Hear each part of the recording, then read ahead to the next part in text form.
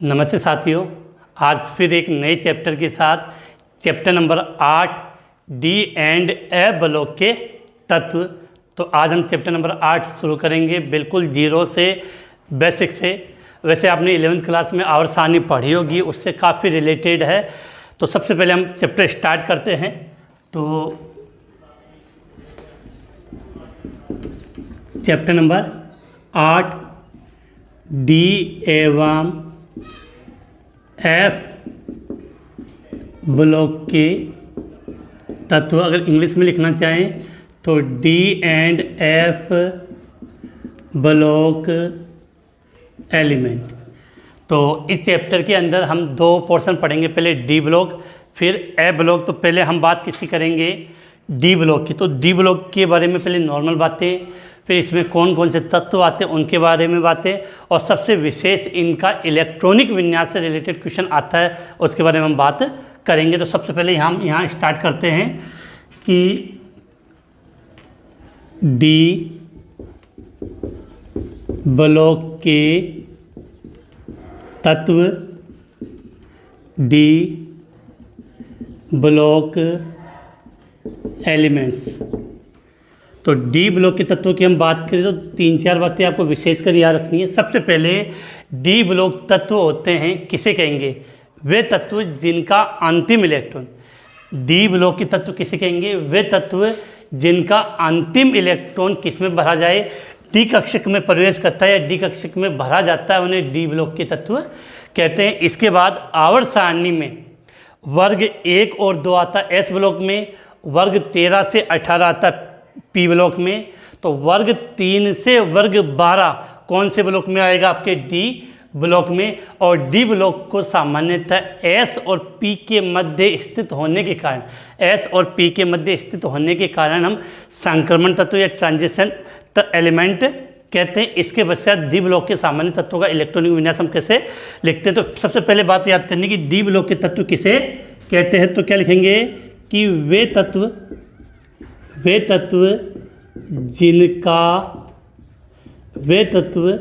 जिनका अंतिम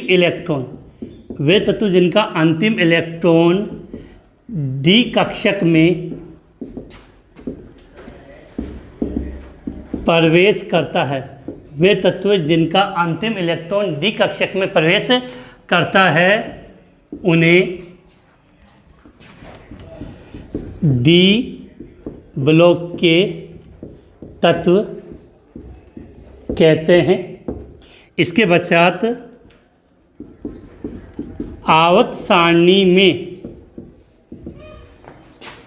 वर्ग 3 से वर्ग 12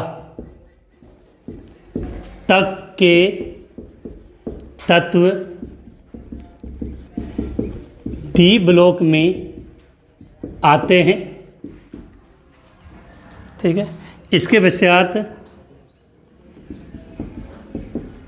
डी ब्लॉक एस तथा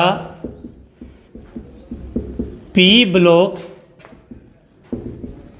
के मध्य स्थित होने के कारण इन्हें संक्रमण तत्व, ट्रांजिशंस एलिमेंट्स कहते हैं। ये विशेष बिंदु है। इसके बाद एक बात और लिख लें कि डी ब्लॉक के तत्वों का सामान्य इलेक्ट्रॉनिक विन्यास, डी ब्लॉक तत्वों का सामान्य इलेक्ट्रॉनिक विन्यास, इंग्लिश में बोले तो इलेक्ट्रॉनिक कॉन्फ़िगरेशन,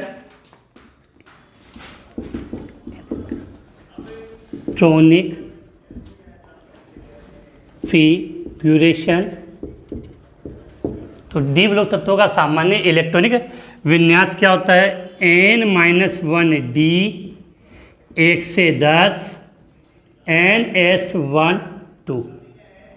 अब इनके बारे में हम बात डिटेल से करते हैं। जिसे ईजिली याद हो जाए। सबसे पहले चैप्टर नंबर 8 डी व ए ब्लॉक के तत्व हम स्टार्ट करें तो सबसे पहले हम इसमें किसके बारे में अध्ययन करेंगे, डी ब्लॉक के तत्वों के बारे में अध्ययन करेंगे। तो सबसे पहले कि डी ब्लॉक के तत्व कहते किसे हैं, तो वे तत्व जिनका अंतिम इलेक्ट्रॉन किस में प्रवेश करता है, डी कक्षक में प्रवेश करता है, उन्हें आप क्या बोलते हो, डी ब्लॉक के तत्व कहते हैं। आवर्त सारणी में कहाँ स्थित होते हैं, वर्ग 3 से वर्ग 12 के तत्व, मतलब कुल कितने वर्ग हो गए, 10 हो गए। 3 से 12 तक काउंटिंग करोगे तो कितने हो जाएंगे, 10। तो आवर्त सारणी में वर्ग 3 से 12 तक के तत्व किस में आते हैं, आपके डी ब्लॉक तत्व के अंतर्गत आएंगे। तो क्वेश्चन आ जाता है कि आवर्त सारणी में कौन से वर्ग में डी ब्लॉक तत्व उपस्थित होते हैं, तो 3 से 12। इसके अलावा ये डी ब्लॉक के तत्व होते हैं वो एस ब्लॉक और पी ब्लॉक के कहाँ स्थित होते हैं, मध्य में। आपने आवर्त सारणी देखी होगी तो बिल्कुल आपको याद होगा, इस प्रकार से आप आवर्त सारणी बनाते हो।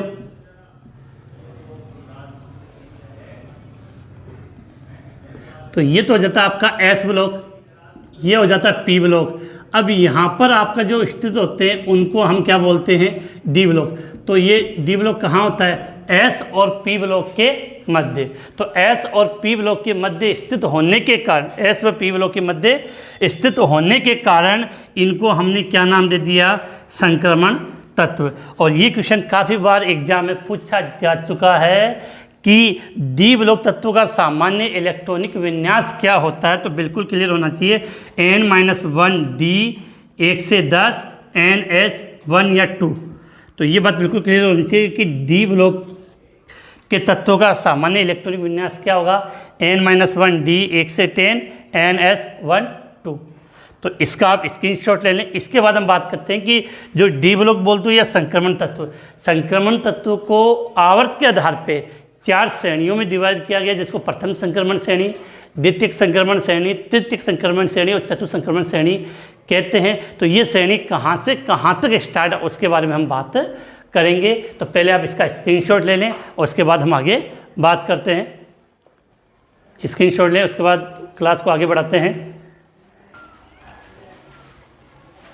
अब हम बात करें तो यहाँ पर विशेष ये तीनों बात बिल्कुल क्लियर होनी चाहिए। डी ब्लॉक कौन से वर्ग से, 30 वर्ग से कौन से वर्ग से 12वें वर्ग तक होता है, एस व पी ब्लॉक के मध्य स्थित होता है। इस कारण से डी ब्लॉक तत्वों को हम क्या बोलते हैं, संक्रमण तत्व है। और इनका सामान्य इलेक्ट्रॉनिक विन्यास n-1 डी 1 से 10 ns 1 या 2। अब ये क्या है, इनके बारे में हम डिटेल से बात करेंगे। उससे पहले हम इसको मिटा देते हैं यहाँ से। अब देखो, इसके बाद जो अपना स्टार्ट होता है कि डी ब्लॉक को हमने 4 श्रेणियों में डिवाइड किया है। अब वो 4 श्रेणियाँ कौन कौन सी है, वो कैसे याद करनी है और वहाँ से क्वेश्चन कैसे पुटअप होता है, उसके बारे में बात कर लेते हैं। तो जो सबसे पहले एक सिंपल से हम आवर्त सारणी बनाने की कोशिश करते हैं, छोटी सी, जिससे आपको इजीली समझ में आ जाए कि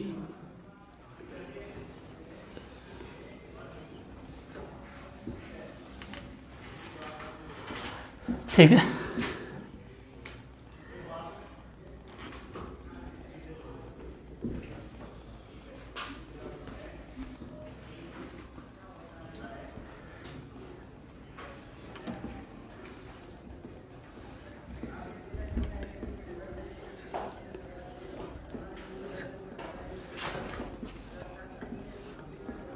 देखो, आप सब जानते हो कि एस ब्लॉक में कौन सा वर्ग आता है, 1 और 2। डी ब्लॉक की बात करें तो अभी मैंने आपको बताया था वर्ग नंबर 3 से लेकर 12। तो 3, 4, 5, 6, 7, 8, 9, 10, 11 और 12, ये कौन से ब्लॉक में आएगा, आपके डी ब्लॉक में। इसके बाद आपका क्या आता है, पी ब्लॉक। तो पी ब्लॉक कितने हिस्सों में डिवाइड होता है, 3 में, 13, 14, 15, 16, 17 और ये हो गया आपके 18। तो 13, 14, 15, 16, 17 और 18। तो बिल्कुल माइंड में क्लियर होना चाहिए कि जो आपने क्या लिखा है 1 और 2, ये किस में आएगा, आपका एस ब्लॉक में। और जो वर्ग 3 से लेकर वर्ग 18 तक वो किस में आएंगे, डी ब्लॉक में। और वर्ग 13 से लेकर वर्ग 18 तक किस में लिखते हैं हम, पी ब्लॉक में। इतनी सी बातें आपकी क्लियर होनी चाहिए। इसके बाद देखो अपने को क्या समझना है उसकी हम बात कर लेते हैं कि जो डी ब्लॉक होगी उसकी 4 श्रेणियाँ होती हैं। तो 1 2 3 4। अब देखो यहाँ पे हम बात करें, क्लियर है। अब आपके माइंड में बिल्कुल क्लियर होना चाहिए कि इसको जितना हम यहाँ से अंडरलाइन कर रहा हूँ, यहाँ से ये जो पोर्शन है आपका वो किसके अंदर आएगा, आपका डी ब्लॉक के अंदर। यहाँ से यहाँ तक का जो पोर्शन जो हमने किया है ये क्या है, डी ब्लॉक। अब जो डी ब्लॉक यहाँ से स्टार्ट है तो सबसे पहले यहाँ पर परमाणु क्रमांक 21 आता है और 21 पर आता है स्कैंडियम। क्या आता है, परमाणु क्रमांक 21 एस स्कैंडियम। और ये परमाणु क्रमांक 21 से लेकर ये लाइन यहाँ तक आएगी 30, और 30 पर क्या होती है, जिंक। 30 पे क्या आता है आपका, जिंक। तो जो प्रथम संक्रमण श्रेणी है वो परमाणु क्रमांक 21 स्कैंडियम से परमाणु क्रमांक 30 जिंक तक होती है, जिसको हम 3D श्रेणी कहते हैं। इसके पश्चात द्वितीय संक्रमण श्रेणी या सेकेंड ट्रांजिशन जो सीरीज है वो आपके परमाणु क्रमांक 39 इट्रियम से, परमाणु क्रमांक 39 इट्रियम से 48 कैडमियम तक होती है। परमाणु क्रमांक 39 इट्रियम से 48 कैडमियम तक होती है। हो सकता है कि आपने 10th क्लास तक या 11th क्लास तक जो तत्वों की संख्या वो 30 तक याद की है, लेकिन 11th विशेषकर 12th में देखो इससे पहले वाला चैप्टर होता है और इसमें पी ब्लॉक आता है और इसमें डी और ए ब्लॉक आता है। तो लगभग आपको आवर्सानी के जो तत्व है वो मुँह जबानी आपको याद करने पड़ेंगे, उनका तरीका भी अभी बताएंगे। इसके बाद से यहाँ जो श्रेणी स्टार्ट होती है वो आती है 57। 57 पे होता है आपका La, जिसको बोलते हैं लेंथेनम। 57 पे क्या आता है, La लेंथेनम। और इसके बच्चे देखो लेंथेनम के बाद ये जो तत्व होते हैं वो यहाँ नीचे आते हैं, और उसके बाद यहाँ सीधा आता है बेहतर। ये बिल्कुल आपको याद करना है, बेहतर हैफनियम। तो तृतीय संक्रमण श्रेणी में पहले 57 आएगा लेंथेनम, फिर बेहतर हैफनियम आएगा, और उसके बाद यहाँ पर 80 मरकरी आएगी। क्या आएगा, मरकरी। 80 पे क्या आएगा आपका, मरकरी आएगा। इसके बाद यहाँ पर आता है आपका 89 पे आता है SC। इन सब के मैं नाम डिटेल से लिखाऊंगा। तो यहाँ क्या है, 89 पर SC एक्टिनियम, और उसके बाद 89 श्रेणी नीचे आती है, और यहाँ आता है 104 जिसको बोलते हैं रदरफोर्डियम RF 104, और उसके बाद ये होगी 112 तक।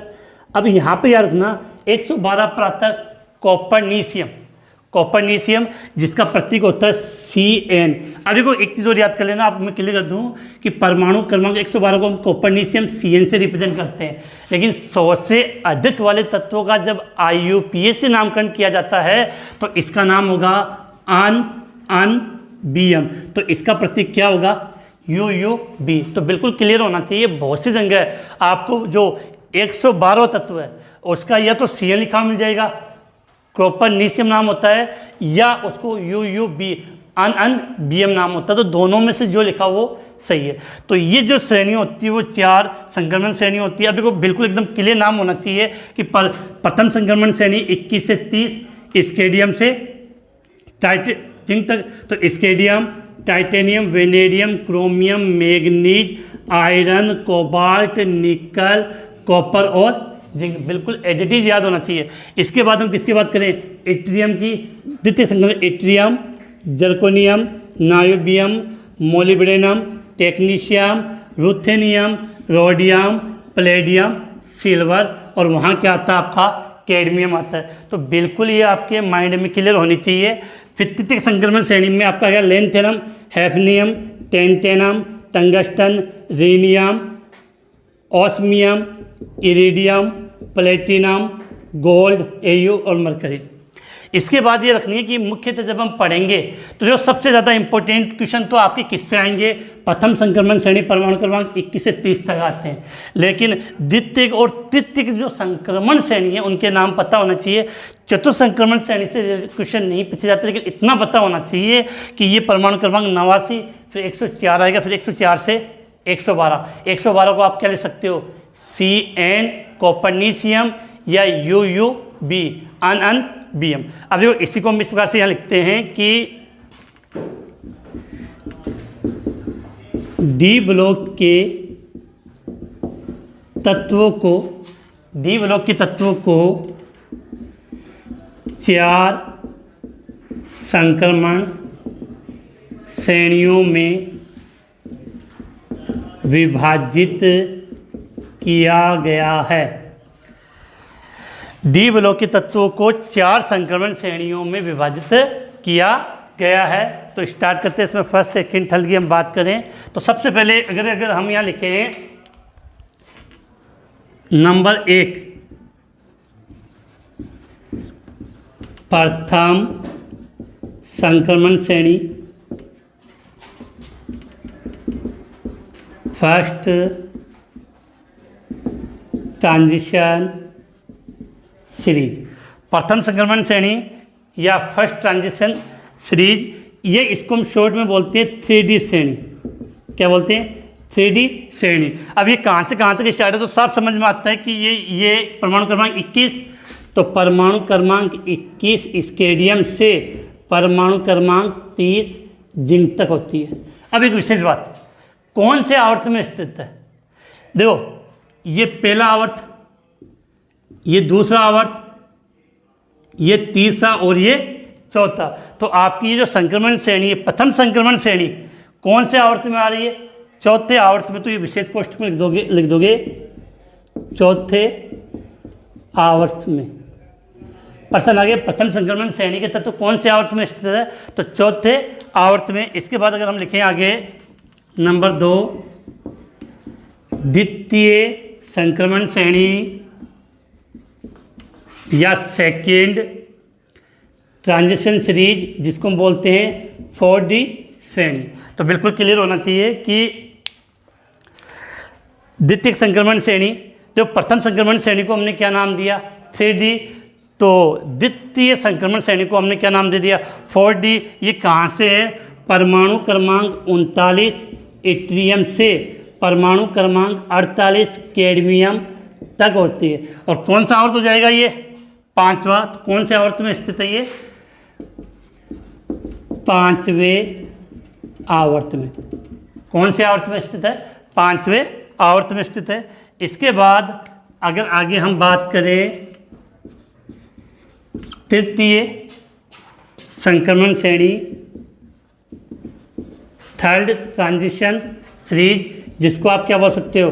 5D श्रेणी। 5D श्रेणी, इसके लिए विशेष याद करना था कहाँ से कहाँ तक। पहले आएगा परमाणु क्रमांक 57 पे लेंथेनम, फिर आपका आएगा परमाणु क्रमांक 72 पे हैफनियम, से परमाणु क्रमांक 80 तक क्या हो गया? मरकरी। परमाणु क्रमांक 57, फिर 72 हैफनियम, से फिर कहाँ तक? 80 तक है। और कौन से आवर्त में? तो बिल्कुल क्लियर होना चाहिए, छठे आवर्त में। कौन से आवर्त में स्थित है? छठे आवर्त में। इसके बाद हम बात करें, क्या लिखा है? चतुर्थ संक्रमण श्रेणी या फोर्थ ट्रांजिशन सीरीज, या जिसको हम बोल सकते हैं 6D श्रेणी या सीरीज। तो ये कहाँ से होगी? परमाणु क्रमांक 89 एक्टिनियम, फिर 104 रदरफोर्डियम, से 112। अब जो मैंने पहले बता दिया है, चाहो तो आप 112 पे क्या ले सकते हो? CN, या आप 112 पे क्या ले सकते हो? UUB। तो आपकी जो बुक है उसमें CN लिखा हुआ है, NCERT बुक में, तो हम उसी के अकॉर्डिंग चल लेते हैं। तो 112 पे क्या आ जाएगा? यहाँ पे आपका CN। और ये कौन से आवर्त में हो गया? 7वें आवर्त में। अब देखो, यहाँ से आपकी ये बातें क्लियर होनी चाहिए। अब इसके बाद 2-3 चीज़ें और बता दूँ कि आपको बिल्कुल ये इस प्रकार से अगर याद होगा तभी आप क्वेश्चन हल कर पाओगे, क्योंकि इनके काफ़ी क्वेश्चन है वो इस क्रम पे ही आधारित है। यहाँ से एक बात और कर लेना कि वर्ग नंबर 11, ये देखो वर्ग नंबर 11 को अगर आप गौर से देखोगे तो इसमें कॉपर तांबा आ रहा है, चांदी आ रहा है, सोना आ रहा है। तो सिक्के इन्हीं से बने होते हैं। तो इस कारण से वर्ग 11 को सिक्का धातु कहते हैं। वर्ग 11 को क्या कहते हैं? सिक्का धातु कहते हैं। क्लियर होगी? अब एक बात और, 12वें वर्ग में कौन से तत्व आते हैं? ये काफ़ी इंपॉर्टेंट है। देखो, ये क्लियर होना चाहिए। वर्ग नंबर 3, क्योंकि बार बार अपनी आवश्यकता नहीं बनाना पॉसिबिलिटी रहेगी नहीं। तो वर्ग नंबर 3 के लिए आपको याद होना चाहिए, वर्ग नंबर मैंने 3 लिखा, तो वर्ग नंबर 3 में कौन कौन से तत्व आते हैं? स्केडियम आएगा, इट्रियम आएगा, लैंथेनम आएगा और एक्टिनियम आता है। वर्ग नंबर 3 में कौन से तत्व आएंगे? स्केडियम, इट्रियम, लैंथेनम और एक्टिनियम। इसी के साथ यहाँ लिख लेते हैं वर्ग नंबर 12। तो वर्ग नंबर 12 में क्या था? जिंक, कैडमियम, मरकरी और सीएन। चाहो तो क्या लिख सकते हो? U B. तो ये लिख लेते हैं वर्ग नंबर 12 में जिंक, कैडमियम, मरकरी और यू बी। ये कौन से वर्ग के तत्व? 12वें वर्ग के तत्व हैं, क्योंकि अगला जो वाला क्वेश्चन है वो इन्हीं से पुटअप होगा। तो उम्मीद है ये चीज़ें समझ में आ गई होगी और खोपड़ी में बिल्कुल सेट हो गई होगी आपके। तो इसका स्क्रीनशॉट ले लें। इसके बाद इन तत्वों के हम इलेक्ट्रॉनिक विन्यास के बारे में बात करते हैं। किसके बारे में? इलेक्ट्रॉनिक विन्यास के बारे में, जहाँ से कन्फर्म आपको बोर्ड एग्जाम में क्वेश्चन मिल जाएगा। तो इसका स्क्रीनशॉट लें, उसके बाद हम आगे चलते हैं। तो यहाँ से बिल्कुल ये बातें क्लियर होनी चाहिए कि किसको हम क्या कहते हैं और नाम। इसके बाद अब हम प्रथम संक्रमण श्रेणी, द्वितीय संक्रमण श्रेणी और तृतीय संक्रमण श्रेणी के तत्वों का प्रत्येक का नाम प्लस उनके इलेक्ट्रॉनिक विन्यास के बारे में बात करेंगे, जहाँ से अपना क्वेश्चन पुटअप हो जाता है। देखो, इलेक्ट्रॉनिक विन्यास आपने 11वीं क्लास में पढ़ा होगा कि इलेक्ट्रॉनिक विन्यास हम किस प्रकार से लिखते हैं। और जिन स्टूडेंटों को इलेक्ट्रॉनिक विन्यास लिखना नहीं आता है, वीडियो की डिस्क्रिप्शन में आपको एक इलेक्ट्रॉनिक विन्यास का जो वीडियो मैंने 11वीं क्लास में पढ़ाया था उसका लिंक मिल जाएगा, वहाँ से आप देख के उसको समझ सकते हो। सबसे पहले हम लिखते हैं कि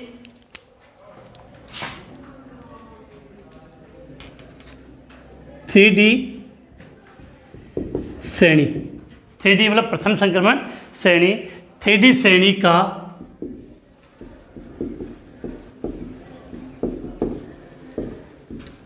का इलेक्ट्रॉनिक विन्यास, तो इंग्लिश में बोलेंगे तो क्या हो जाएगा? Electronic configuration of 3D series.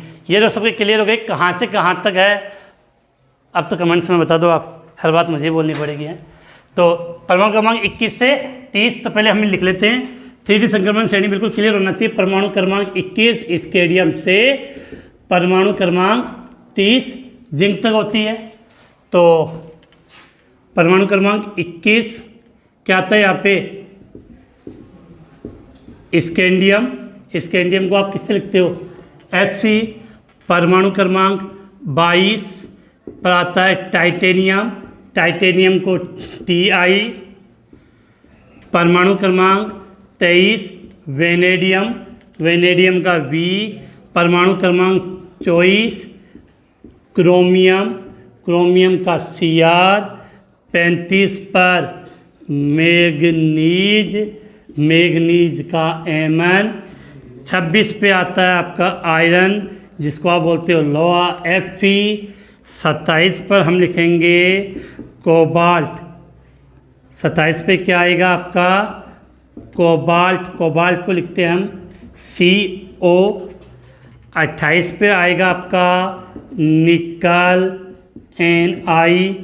29 पे आपका आ जाएगा कॉपर, Cu। 30 पे आता है आपका जिंक को हम किससे लिखते हैं? Zn से। तो ये परमाणु क्रमांक 21 से 30 तक के तत्व लिखते हैं। नॉर्मली आप सबको याद है, फिर भी कुछ स्टूडेंट बोलते हैं कि सर हमें याद नहीं होते। तो आप बहुत से तरीके, ट्रिक आपने देखी होगी याद करने की, आप किसी प्रकार से याद कर सकते हो। फिर भी हम एक लाइन लिख लेते हैं कि अगर इसको याद करना है तो देखो, ये इसकी लाइन बनती है शक्ति, इससे हो जाए शक्ति वाले कर्मों से में, आयरन को क्या बोलते हैं? लोहा। तो शक्ति वाले कर्मों से में लोहे को निगल कर जिंदा हूँ। अगर भूल जाओ तो इसकी सहायता से आप याद कर सकते हो कि शक्ति वाले कर्मों से मैं लोहे को निगल कर जिंदा हूँ। अब सबसे बड़ी बात, इनके इलेक्ट्रॉनिक विन्यास की हम बात करते हैं। देखो, 3D संक्रमण श्रेणी है, तो 3D का मतलब क्या है कि यहाँ जो अंतिम इलेक्ट्रॉन हो वो 3D कक्षक में प्रवेश करेगा। अब देखो एक बात, परमाणु क्रमांक कितना लिखा है 21, पहले हम इलेक्ट्रॉनिक विन्यास की बात करें तो हमें पता है परमाणु क्रमांक 21 से पहले अक्रिय गैस कौन सी आती है, आर्गन आती है। क्या आता है, आर्गन। इस यहाँ तक आर्गन के बाद आपको याद करना कि यहाँ क्या आएगा 3D और यहाँ क्या आता है। तो देखो परमाणु क्रमांक 21 से पहले अक्रिय गैस कौन सी आती है, आर्गन। उसके बाद आपको याद करना है 3D 4s। अब आप सभी जानते हो कि 4s, s में कितने कक्षक होता है 1, d में कितने होते हैं 5, ठीक है। कक्षकों में इलेक्ट्रॉन एक एक करके भरा जाता है। तो पहले इलेक्ट्रॉन हम किस में भरते हैं 4s में, उसके बाद किस में भरा जाता है 3D में। 11th क्लास में पढ़ा होगा जिसके लिए n+l का मान न्यूनतम होता है उसमें इलेक्ट्रॉन पहले भरा जाता है। फिर भी मैं कह दूँगा अगर किसी स्टूडेंट को इलेक्ट्रॉनिक विन्यास नहीं आता तो वीडियो के डिस्क्रिप्शन में इलेक्ट्रॉनिक विन्यास की वीडियो का लिंक दे रखा है, वहाँ से उसको स्टडी आप कर सकते हो। तो बिल्कुल क्लियर होना चाहिए कि जब भी हम 3D संक्रमण तत्वों का इलेक्ट्रॉनिक विन्यास लिखेंगे तो ये क्रम याद होना चाहिए। पहले क्या आएगा आर्गन, फिर क्या लिखेंगे 3D, फिर क्या आएगा 4s। तो 4s में कितने इलेक्ट्रॉन आते हैं मैक्सिमम 2, उसके बाद बचेंगे वो किस में आएंगे D के अंदर आएंगे। तो इसको हम किस प्रकार से यहाँ पे लिखेंगे, तो यहाँ पर आप देखो सबसे पहले हम बात करें स्केडियम की बात करें तो स्केडियम का परमाणु यहाँ क्या लिखा मैंने आर्गन। अब देखो 3D 4s। अब देखो स्केडियम का परमाणु क्रमांक कितना होता है 21, तो 21 तो आर्गन तो कितने हो गए 18, s में कितने आते हैं 2, तो 18 2 20 और इसमें कितना आएगा 1, तो 21। तो स्केडियम का इलेक्ट्रॉनिक विन्यास ये हो जाएगा। अगर टाइटेनियम की बात करें तो टाइटेनियम का परमाणु क्रमांक कितना होता है 22, तो यहाँ लिखा 3D 4s, 3D 4s। अब देखो यहाँ से एक चीज़ समझो कि टाइटेनियम परमाणु क्रमांक 22, तो आर्गन तक 18, 18 2 20, 20 2 22। वेनेडियम की बात करें, वेनेडियम तो 3D 4s। अब समझ जा रहे हो 23, तो 18 2 20, 20 3 23। अब हम क्रोमियम की बात करें तो यहाँ लिखोगे 3D, यहाँ लिखोगे 4s। अब जो विशेष बात है कि याद कर लेना कि इस आवर्त सारणी में अगर किसी का इलेक्ट्रॉनिक विन्यास पूछा जाता है तो वो या तो क्रोमियम का पूछा जाता है एग्जाम में या कॉपर का। तो जो चीज़ें नॉर्मल होती है उसको कोई पूछता नहीं, जो लीक से हटकर होता है थोड़ा अलग होता है उसी को भी पूछा जाता है।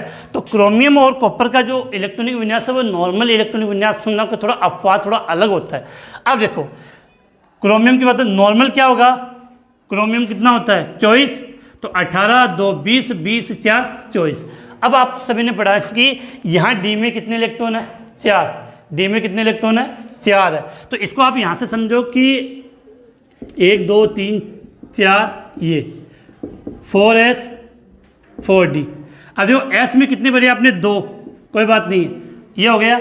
अब हम बात करें d, तो d में कितने होंगे 4, तो 1 2 3 4। अब आपको पता है अगर 4s का एक इलेक्ट्रॉन इसमें आ जाए, 4s का एक इलेक्ट्रॉन इसमें दे दिया, जैसे यहाँ से एक इलेक्ट्रॉन निकाल के यहाँ दे दिया, तो ये जो 4d है वो क्या हो जाता है अर्धपूरित हो जाता है, अर्धपूरित। और आप पढ़ा कि जो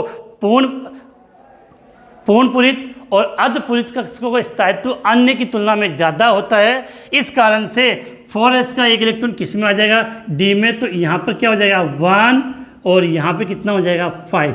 देखो बाकी तो आपको याद हो ना हो, बिल्कुल ये याद होना चाहिए क्रोमियम का इलेक्ट्रॉनिक विन्यास, क्रोमियम का 3d 5 4s 1। अब आ जाओ मैग्नीज, तो वही आर्गन 3d 4s कितना होता है 25, तो 18 2 20, 20 5 25। इसमें आ जाओ तो 3d 4s, यहाँ 2 आ जाएंगे, यहाँ 6 आ जाएंगे। कोबाल्ट में आ जाओ तो 3d 7 आ जाएंगे, यहाँ 4s 2 आएंगे। निकिल में आर्गन 3d 8 4s 2, कोई विषय नहीं। लेकिन जैसे ही कॉपर आ गया थोड़ा सा अपने को यहाँ माइंड यूज करना पड़ेगा कि आर्गन लिखा है 3d 4s, नॉर्मल क्या होगा 2 इसमें आएगा और 9 इसमें आएगा। तो यहाँ पे आ जाओ, इस कंडीशन में मतलब क्या हुआ, इसमें 2 और ये इसके 9 हो गए, क्लियर है। इसमें 2 इलेक्ट्रॉन हो गए और इसमें कितने हो गए 9।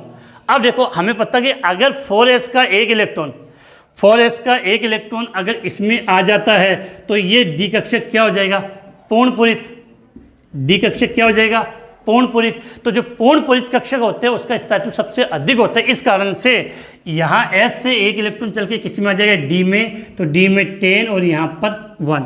जिंक की बात करें तो आर्गन 3D10 4s2 होगा। बाकी में तो किसी में कन्फ्यूजन होना नहीं चाहिए, लेकिन ये दो आपके बिल्कुल क्लियर होना चाहिए, क्रोमियम का इलेक्ट्रॉनिक विन्यास और कॉपर का इलेक्ट्रॉनिक विन्यास। और इनके लिए लिख लेना कि ये दोनों के दोनों क्या है, इंपॉर्टेंट है, दोनों के दोनों क्या है, इंपॉर्टेंट है। अब देखो, अभी हम बात समझे, इसको आप इस प्रकार से नोट कर लेना कि मोस्ट इंपॉर्टेंट है क्रोमियम का, तो कैसे लिखोगे, क्रोमियम Cr कितना हुआ 24। अब इससे पहले अक्रिय गैस कौन सी आती है, आर्गन 3D4s, तो याद कर लिया, S में 1 आएगा और इसमें 5 आएगा, बिल्कुल एग्जैक्ट माइंड में याद होना चाहिए। और फिर हम बात करें कॉपर की, कॉपर का कितना होता है 29, कॉपर का कितना होता है 29, तो यहाँ हम क्या लिखेंगे, आर्गन 3D10 4s1।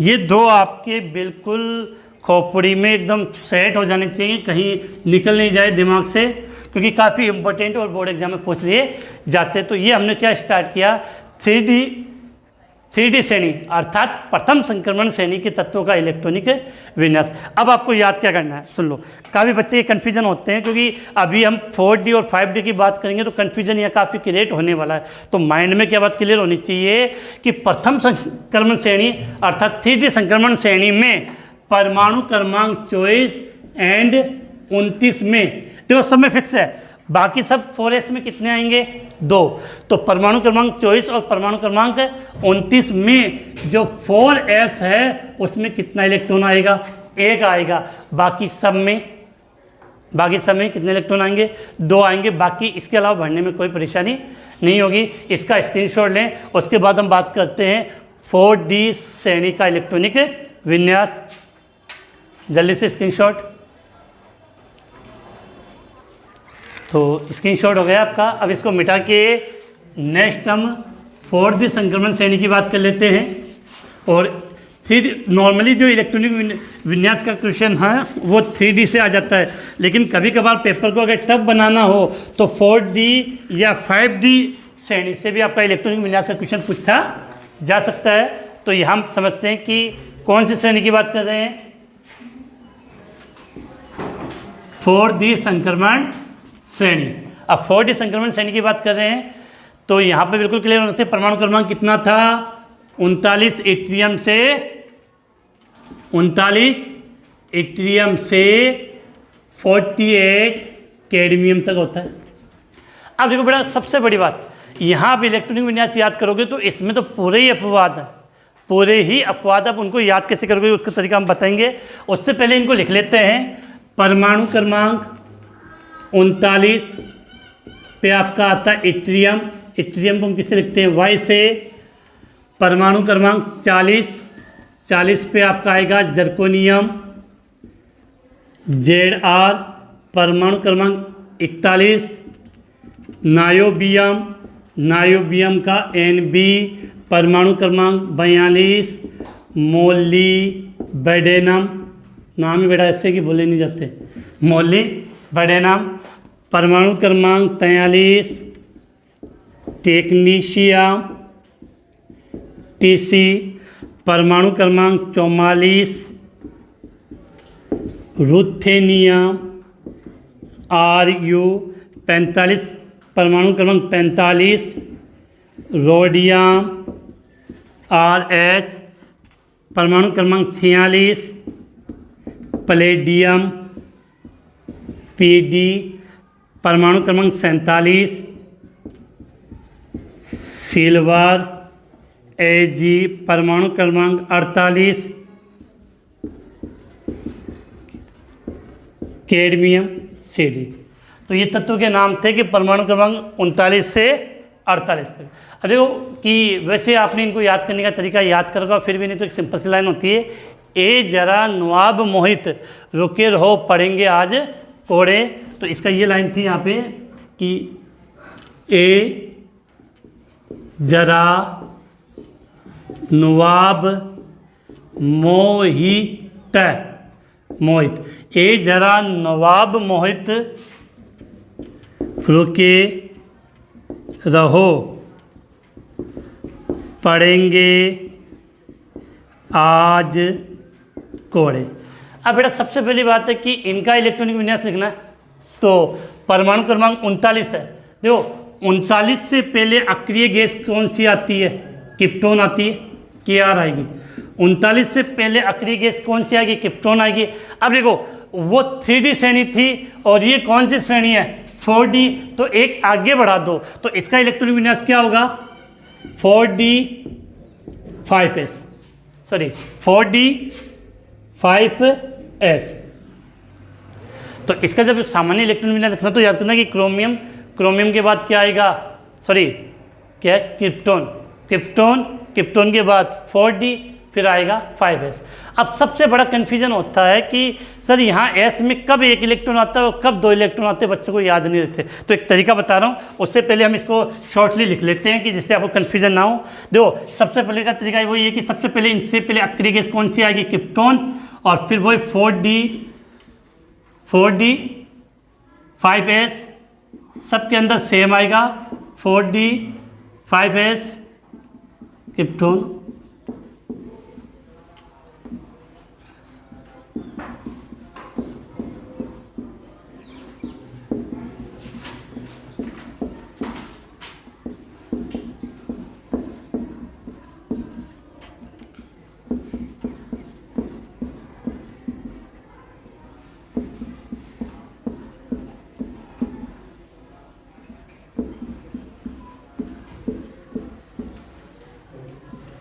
अब यहाँ से एक बात समझना,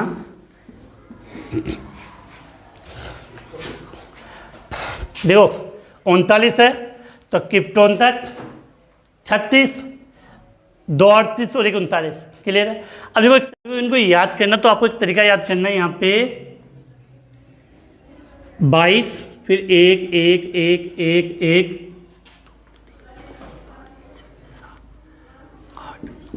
ये इनके लिए ये तरीका है कि 22 फिर 11 11 1 फिर 0 1 2, इसी क्रम से इनमें इलेक्ट्रॉन भरे जाएंगे। अर्थात पहले वाले की बात करें 39 में एस में 2 आएंगे, फिर 2 आएंगे, फिर 1 1 1 1 1 0 1 2। बहुत सी किताबों में आपको अलग अलग लिखे हुए मिलेंगे एस में कितने इलेक्ट्रॉन है। ये जो मैंने आपको लिखाया वो अपनी NCERT बुक के अकॉर्डिंग है, बुक में जैसा दे रखा वैसा एज इट इज़ मैंने आपको यहाँ पे लिखा दिया है। तो याद कर लेना, देखो सीधी सी बात है, यहाँ एस में 2 आएंगे, इसमें एस में 2, फिर 1 1 1 1 1 0 1 2। अब देखो अगर ये याद है तो एस में प्रश्न नहीं। देखो इट्रियम का कितना होता है? 39, तो क्रिप्टोन तक 36 36 2 38 और 1 39, जर्कोनियम 40, तो 8 36 2 38 2 आ जाएंगे। अब देखो यहाँ समझना, नायोबियम 41 है, क्रिप्टोन 36 37 कितने होंगे? 4 5 6 7 8 हो गए। अब देखो इसमें काउंट करो, प्लेडियम 46, तो क्रिप्टोन कितने? 36, तो इसमें कितने हो गए? 10 10 10। तो ये इनका इलेक्ट्रॉनिक विन्यास है। तो सबसे ज़्यादा कन्फ्यूजन होता है कि एस में एक इलेक्ट्रॉन कब आएगा, 0 कब आएगा, 2 कब आएगा। तो ये अपवाद है, तो अपवाद को मैंने बता दिया, आपको इसी प्रकार से याद करना है। 22 फिर 5 बार 1 1 फिर 0 1 2। तो ये किसका इलेक्ट्रॉनिक विन्यास हो गया था? 4D संक्रमण श्रेणी का इलेक्ट्रॉनिक विन्यास। फिर मैं बता दूं कि मुख्य तो जो क्वेश्चन आता है वो 3D श्रेणी से पूछा जाता है। तो जल्दी से इसका स्क्रीनशॉट लें, क्योंकि ये सब के सभी अपवाद है। यहाँ अगर आप देखना चाहो यहाँ से लेकर यहाँ तक कि ये सब के सब क्या है, क्योंकि नॉर्मली एस में 2 आने चाहिए, लेकिन यहाँ विशेष कंडीशन में कहीं पर 1 कहीं पर 0 आया। तो इन सभी का आप स्क्रीनशॉट ले लें। उसके बाद हम इसके बाद जो 5D संक्रमण श्रेणी है उन तत्वों की हम बात कर लेते हैं। इसके बाद 4D होगी, इसके बाद हम बात करते हैं 5D श्रेणी का इलेक्ट्रॉनिक विन्यास। तो देखो बेटा ये विशेष होते हैं, थोड़े अलग होते हैं, वहीं से क्वेश्चन पूछे जाते हैं, तो थोड़ा सा आपको फोकस करना पड़ेगा। और तरीका मैंने बता दिया, वैसे अगर याद करोगे तो काम चल जाएगा। इसके बाद 3D 4D, अब हम बात करते हैं 5D श्रेणी का इलेक्ट्रॉनिक विन्यास। तो पहले कहाँ से कहाँ तक है तो बिल्कुल माइंड में क्लियर होना चाहिए कि परमाणु क्रमांक कितना था? परमाणु क्रमांक 57 पे लेंथ है ना, फिर 72 पे हैफनियम, फिर 72 से 80 तक क्या था, मरकरी तक था, यहाँ तक। अब विशेष बात आपको याद करना है कि यहाँ पर सीधी बात अपवाद वाली कंडीशन है और बीच में यहाँ पर लेंथेनाइट श्रेणी मिस है, जो जब हम डी ब्लॉक के बाद ए ब्लॉक पढ़ेंगे तब आपको इजीली समझ में आ जाएगा कि बीच के तत्व कहाँ चले गए। लेंथेनाइट श्रेणी के रूप में इनको अलग है। तो परमाणु क्रमांक कितना है, 57। 57 पे क्या आता है, लेंथेनम La, फिर 72 hafnium HF, 73 tantalum TA, 74 tungsten W। बहुत बार क्वेश्चन आ जाता है परमाणु क्रमांक 74 पे कौन सा तत्व है या टंगस्टन का प्रतीक क्या है, W। इसके पश्चात 75 rhenium Re, 76 osmium OS, 77 iridium IR, 78 platinum PT, 79 सोना AU, 80 मरकरी Hg। क्लियर है। तो ये तो हमने लिख दिया। अब देखो हमें याद क्या रखना है, इनको याद करने के तरीके की अगर हम बात करें तो इनके लिए एक लाइन ये थी कि यहाँ से लिख रहा हूँ मैं, ला हफ्ता, ला हफ्ता वरना रे ओसामा इधर से पिटाई और होगी। क्या लिखा है, ला हफ्ता वरना रे ओसामा इधर से पिटाई और होगी। ये लाइन है इसलिए कि अगर आपने 11वीं क्लास में अगर अवस्थानी पढ़ी है तो इसलिए आपको याद हो जाएगा। अब देखो इसमें इलेक्ट्रॉनिक विन्यास देखोगे तो इलेक्ट्रॉनिक विन्यास में देखो श्रेणी कौन सी है, 5D। तो 5D से पहले आखिरी गैस कौन सी आती है, 57 है। तो 57 से पहले आखिरी गैस आती है 54 पे जीनोन। तो लिखने का तरीका क्या होता है, जीनोन, फिर आ जाएगा आपका 5D और फिर आ जाएगा आपका 6S। लेकिन यहाँ वाले तत्वों में देखो इसमें और इसमें 72 का मतलब 14 तत्वों का अंतर। तो जब लेंथेनम का इलेक्ट्रॉनिक विन्यास लिखोगे तब तो आपका क्रम ये आएगा क्या, XE जीनोन, फिर 5D 6S। क्लियर है। लेकिन जैसे देखो हैफनियम पे जाओगे आगे वाला तो याद करना है, जीनोन आ जाएगा, फिर यहाँ पर 4F 5D 6S, क्योंकि यहाँ बीच में 14 तत्व मिश्र होते हैं। तो F कक्षक में कितने इलेक्ट्रॉन कुल बढ़ जाते हैं, 14।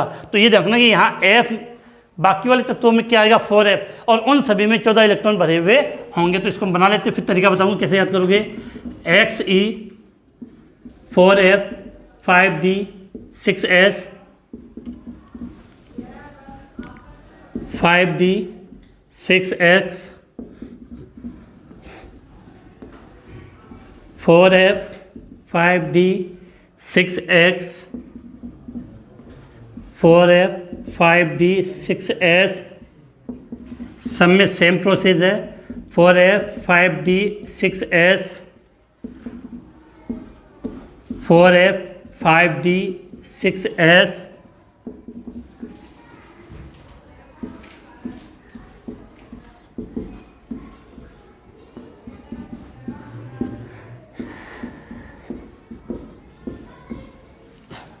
क्लियर बात। अब देखो बीच की जरूरत है तो में से तो F में कंफर्म है कि सदैव कितने इलेक्ट्रॉन रहेंगे, 14 इलेक्ट्रॉन रहेंगे। अब आप कहोगे सर यहाँ अपवाद कैसे याद करें, तो यहाँ अपवाद के लिए आपको एक शब्द याद करना है 112। क्या याद करना है, 112। केवल 112 का मतलब लास्ट वाले 3 के लिए लागू होगी, बाकी सब में तो 2 आएंगे। देखो कन्फ्यूजन कहाँ होता है, 1 कहाँ आएगा, 2 कहाँ आएगा। तो बाकी सभी शुरुआत के तत्वों में S में कितने इलेक्ट्रॉन आएंगे, 2। लास्ट वाले के लिए याद करना है 78 79 80। 78 में S में 1 अगले वाले एस में 1 और यहाँ पर कितना आएगा आपका 2 आएगा। ये क्लियर होना चाहिए। मैंने पहले कह दिया कि ये सब मैंने आपको एनसीईआरटी बुक के अकॉर्डिंग करवाया है। कहीं आप मिलान करो किसी बुक में क्या लिखा है, क्योंकि सही वही माना जाएगा जो एनसीईआरटी ई बुक में लिखा हुआ है। किसी आप अन्य बुक से मिलाओगे तो किसी की भी वैल्यू नहीं है। अब देखो बाकी सब में कन्फर्म है कि सब में एस में कितना आएगा 2 आएगा। अब मुझे नहीं लगता आपको कन्फ्यूजन होगा। देखो लेंथनम का परमाणु क्रमांक 57, तो जीनोन का 54, 54 2 56, 56 1 57। अब देखो हैफनियम का कितना होता है 72। तो अब देखो ये कैसे याद करोगे, जीनोन का 54, 54 14 68, 68 2 70। तो इसमें कितना गया 2, इसमें 3, इसमें 4, इसमें 5, इसमें 6, इसमें 7। अब यहाँ काउंट करना कितना आता है। देखो प्लेटिनम 78 है, तो कितना हुआ 54, 54 14 68 69, और इसका कितना है 78। तो कितना आएगा इसमें 9, यहाँ पर 10 और यहाँ पर 10। तो काफ़ी इम्पोर्टेंट है। ये जो अपवाद आते हैं, जहाँ पर ये अपवाद वाली कंडीशन आ जाती है, क्वेश्चन वहीं से नॉर्मली पूछा जाता है। और फिर भी मैंने कह दिया कि नॉर्मली अगर इलेक्ट्रॉनिक विन्यास का क्वेश्चन पूछा जाएगा, नॉर्मली अगर इलेक्ट्रॉनिक विन्यास का क्वेश्चन पूछा जाएगा तो वो परमाणु क्रमांक 24 और परमाणु क्रमांक 29 अर्थात क्रोमियम और कॉपर के लिए आता है। तो इनको अच्छे से याद कर लें। बाकी बुक में है तो एनसीईआरटी में है, जो सब कुछ अपने को पढ़ना की कोई चीज़ सबसे छूट ना जाए, जिससे अपने नंबर कहीं कट हो जाए। तो आप इसका स्क्रीनशॉट लें। उसके बाद एक छोटा सा टॉपिक है, आज की क्लास काफ़ी लंबी हो गई, एक महत्वपूर्ण क्वेश्चन है जो बोर्ड एग्जाम में काफ़ी बार पूछा जा चुका, उसके बारे में हम बात कर लेते हैं। जल्दी से इसका स्क्रीनशॉट। तो अब देखो इसको मिटा देते हैं यहाँ से। अब यहाँ से एक क्वेश्चन अपनी जो काफ़ी बार इस चैप्टर से बोर्ड एग्जाम में पूछा जाता है या किसी भी कंपटीशन एग्जाम में एक क्वेश्चन पूछ लिया जाता है संक्रमण तत्वों से रिलेटेड। तो उसके बारे में बात करें। देखो यहाँ पे सबसे पहले तो आप एक बात समझो, यहाँ पे जो मैं कहना चाह रहा हूँ कि यहाँ मैं लिख रहा हूँ संक्रमण तत्व, जिसको हम बोलते हैं ट्रांजिशन एलिमेंट्स। ठीक है, नॉर्मली मैंने आपको डेफिनेशन ये लिखाई थी कि वे तत्व, वे संक्रमण तत्व, डी ब्लॉक के तत्व को हम क्या बोलते हैं संक्रमण तत्व, क्योंकि इनका अंतिम इलेक्ट्रॉन संक्रमण तत्व हमने क्यों दिया, क्योंकि ये एस व पी ब्लॉक के मध्य होते हैं। लेकिन IUPAC ने संक्रमण तत्वों की परिभाषा एक अलग दी थी। क्या था कि वे तत्व जिनका डी कक्षक, वे तत्व जिनमें परमाणुीय या सामान्य ऑक्सीकरण अवस्था में डी कक्षक अपूर्ण भरा हुआ होना चाहिए, लेकिन पूर्ण भरा हुआ नहीं होता, उनको हम संक्रमण तत्व मानते हैं। तो डेफिनेशन देखो मैं लिख देता हूं कि वे डी ब्लॉक के तत्व, क्या लिखा है, वे डी ब्लॉक के तत्व जिनकी, वे डी ब्लॉक के तत्व जिनकी परमाणुीय या सामान्य, वे डी ब्लॉक के तत्व जिनकी परमाणुीय या सामान्य ऑक्सीकरण अवस्था में, परमाणुीय या सामान्य ऑक्सीकरण अवस्था में डी कक्षक अपूर्ण, तो अपूर्ण का मतलब बिल्कुल इलेक्ट्रॉन भी है, पूर्ण मतलब डी में कितने इलेक्ट्रॉन होते हैं 10 आएंगे तो वो पूर्ण हो जाएगा, लेकिन 10 से एक भी कम हो तो वो अपूर्ण, या उसको आप क्या बोल सकते हो आंशिक। तो वे डी ब्लॉक के तत्व जिनकी परमाणुीय या सामान्य ऑक्सीकरण अवस्था में डी कक्षक अपूर्ण या आंशिक भरे होते हैं उन्हें संक्रमण तत्व कहते हैं। अब देखो इसका जो बोर्ड एग्जाम में क्वेश्चन पूछा जाता है वो ये आता है कि क्वेश्चन क्या आता है कि वर्ग 12 के तत्व, वर्ग 12 के तत्व। अभी मैंने कहा था आपको कि वर्ग 3 और वर्ग 12 के तत्व आपको बिल्कुल याद होने चाहिए। तो वर्ग 12 के तत्व क्या थे, जिंक, कैडमियम, मरकरी। मुख्यतः इनकी बात करेंगे कि वर्ग 12 के तत्व जिंक, कैडमियम, मरकरी को संक्रमण तत्व नहीं मानते हैं। ये क्वेश्चन काफ़ी बार बोर्ड एग्जाम में पूछा गया है और लिख दूँ काफ़ी मोस्ट इम्पोर्टेंट क्वेश्चन है जो बोर्ड एग्जाम में पूछा जाता है कि वर्ग 12 के तत्व जिंक, कैडमियम और मरकरी को क्या नहीं मानते, संक्रमण तत्व। अब हमें पता है कि वर्ग 12 की जब हम बात करें तो ये डी ब्लॉक में आता है और डी ब्लॉक के तत्व को हम संक्रमण तत्व कहते हैं। लेकिन देखो संक्रमण तत्व की परिभाषा क्या थी कि इनका जो डी कक्षक है, जो डी कक्षक है वो क्या होना चाहिए, अपूर्ण या आंशिक, पूरा भरा हुआ नहीं होना चाहिए। और कौन सी अवस्था में, या तो उनकी परमाणुवीय अवस्था में या सामान्य ऑक्सीकरण अवस्था में। अगर अभी हमने इनका इलेक्ट्रॉनिक विन्यास लिखा था, आपको याद हो, चाहे परमाणुवीय अवस्था हो या सामान्य ऑक्सीकरण अवस्था हो, दोनों ही कंडीशन में इनके अंदर डी में कितने इलेक्ट्रॉन भरे होते हैं, 10 भरे होते हैं। अभी आपने जो इलेक्ट्रॉन विन्यास लिखा होगा वहाँ देख लेना कि इनकी में डी में 10 इलेक्ट्रॉन भरे होते हैं कंप्लीट। अब एक चीज़ और समझा दूँ मैं आपको, फटाफट लिख भी देता हूँ, समझा क्लियर हो जाएगा आपके। जिंक, देखो यहाँ लिखते हैं, थोड़ा मिटाना ना पड़े, जिंक, कैडमियम, मरकरी। जिंक का क्या होगा आपका, देखो जिंक में पहले कौन आती है आपकी अक्रिय गैस, आर्गन, यहाँ पर कौन आता है, क्रिप्टॉन, और इसमें आती है जीनोन। तो ये था 3D4S 2 और 10, इसमें 4D5S, और मरकरी में क्या था आपका 4F14 5D10 और 6S2। अब देखो ये तो हो गई इनकी परमाणुवीय अवस्था। तो परमाणुवीय अवस्था में तीनों के अंदर, परमाणुवीय अवस्था के अंदर तीनों में डी कक्षक क्या है, पूर्ण भरा है, पहली बात। तो ये तो गई परमाणुवीय अवस्था या इनकी मूल अवस्था में डी कक्षक पूर्ण भरा होता है। अब आप बात करते हैं ऑक्सीकरण अवस्था। तो वर्ग 12 के तत्व, देखो वर्ग 12 का मतलब 2, तो इनकी जो सामान्य ऑक्सीकरण अवस्था होती है वो कितनी होती है, कितनी होती है, +2। अब +2 में भी कितने इलेक्ट्रॉन बाहर जाएंगे, 2, तो 2 इलेक्ट्रॉन यहाँ से बाहर निकाल दो, 2 इलेक्ट्रॉन यहाँ से बाहर निकाल दो, 2 इलेक्ट्रॉन यहाँ से बाहर निकाल दो, तो भी डी में 10 इलेक्ट्रॉन होंगे। तो कहने का मतलब है कि चाहे परमाणुवीय अवस्था हो या सामान्य ऑक्सीकरण अवस्था, दोनों ही कंडीशन में इनमें डी कक्षक पूर्ण भरा होता है। इस कारण से इनको हम क्या मानते हैं, संक्रमण तत्व नहीं मानते हैं। तो इनका आंसर आप किस प्रकार से लिखते हो वो मैं लिख देता हूँ कि आंसर क्या लिखोगे कि जिंक, कैडमियम तथा मरकरी की परमाणुवीय या सामान्य ऑक्सीकरण अवस्था, सामान्य ऑक्सीकरण अवस्था में डी कक्षक पूर्ण भरा। अब पूर्ण भरा का मतलब डी में कितने इलेक्ट्रॉन होते हैं, 10। कि जिंक, कैडमियम तथा मरकरी की परमाणुवीय सामान्य ऑक्सीकरण अवस्था में डी कक्षक पूर्ण भरा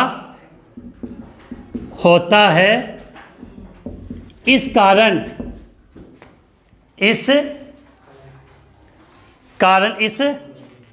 या आप चाहो तो इसको भी रख सकते हो, जिंक, कैडमियम तथा मरकरी की परमाणुवीय या सामान्य ऑक्सीकरण अवस्था में डी कक्षक पूर्ण भरा होता है, अर्थात